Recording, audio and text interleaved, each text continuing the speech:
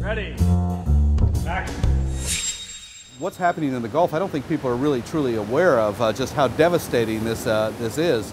They've virtually destroyed an entire ecosystem, a maritime ecosystem, and the entire ecosystem along the Gulf coasts, marshes and estuaries and all the breeding places for birds and fish. It's totally destroyed, and the federal government's doing nothing. See, the problem is there's one law for those who are exploiting our oceans and another law for those who are trying to save them.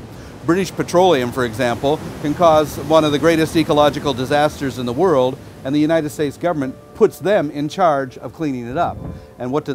They restrict all the non-government organizations from coming in. We're not allowed to go in and rescue wildlife. We're not allowed to go in and clean up oil because they're calling the shots, and the U.S. Coast Guard is doing whatever British Petroleum wants. It's like the oil companies are running the government, not the people. BP need to cover up what happened. So their cleanup operation is more of a dispersant operation. They use toxic chemicals to disperse the oil, to push it below the surface where it can't be seen and where it's kept away from the beaches.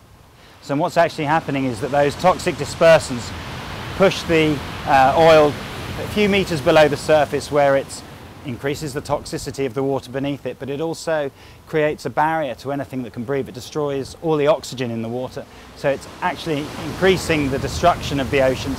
They're trying to tell everybody they have it under control. We went to British Petroleum and said, look, we're getting a ship ready to protect wildlife in the Netherlands. Can you give us the fuel to get over there? And they said, no, we don't need your help. We have this completely under control. And what they've done is they've told every non-government organization they're not allowed to get involved. The only people involved out there are British Petroleum and the Coast Guard. And the Coast Guard, at the beginning, the Coast Guard said, look, we're open to everything. We're not hiding anything here, and people can see what's going on. Well, that's changed over the last few weeks. Now it's illegal to approach within 65 feet of any oiled bird or animal or any oil boom. It's illegal. If you're a reporter and you go up to take a picture of an oiled bird, you're breaking the Coast Guard regulations. You can be arrested for it.